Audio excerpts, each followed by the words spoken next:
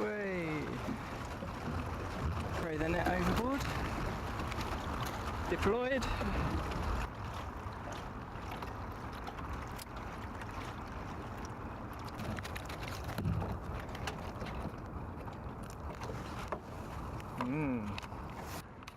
I collect phytoplankton from the Charles a couple of times a year, mostly for outreach projects and, you know, sometimes just for fun because it's so amazing.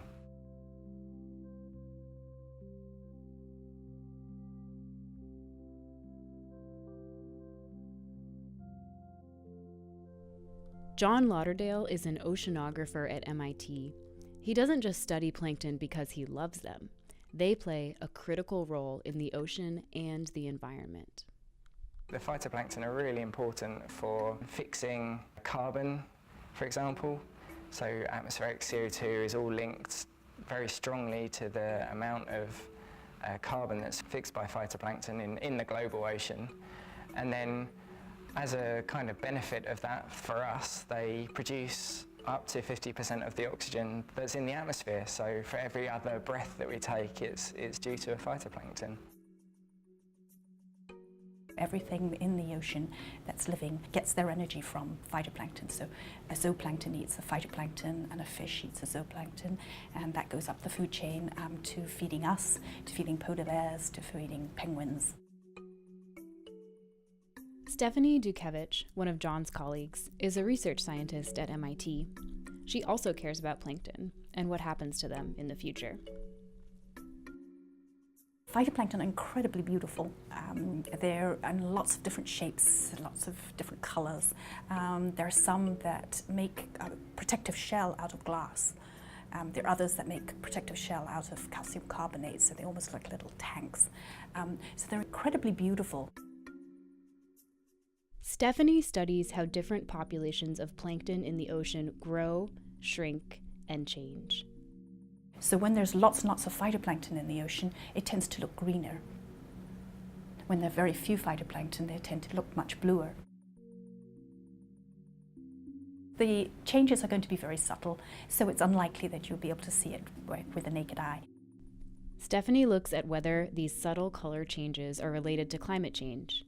To help answer that question, she uses models.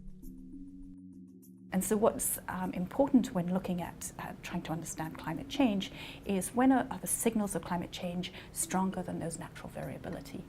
And what's nice about being able to use a computer model is that we can actually try and pull apart what's natural variability and what's a trend due to something like climate change. So here we have the world oceans. And the different colors that you see in the ocean represent different types of phytoplankton.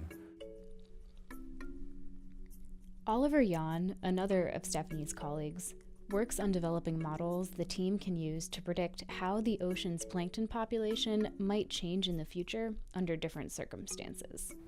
Yeah, I guess one of the great advantages of modeling is that one can simplify everything until one has a better chance of understanding it. So there's both a lot of complexity, but also a lot of simplicity as compared to the real world here. It's definitely an advantage from the scientific point of view that we can alter things, that we can focus on certain aspects and understand very well the aspects that we pick.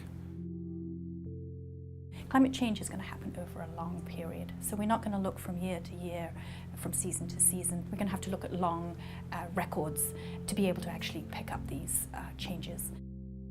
That's where the model comes in. Stephanie and her team use the model to run simulations of Earth's possible futures under climate change. As the carbon dioxide concentration goes up, the temperature on the planet goes up, and lots of things change. All these things affect the growth of phytoplankton. In the model, climate change leaves a clear signature. The populations of plankton shift across the globe, changing the ocean's color in many places. If this happens, the changes in plankton will have a domino effect, rippling throughout the entire food chain. The question is whether that will happen on the real Earth.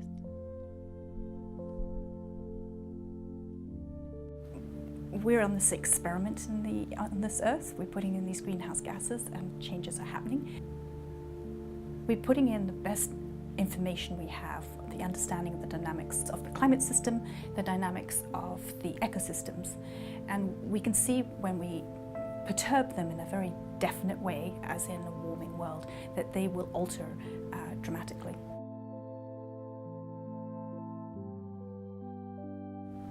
I have a 4-year-old son, so I do think about the future, and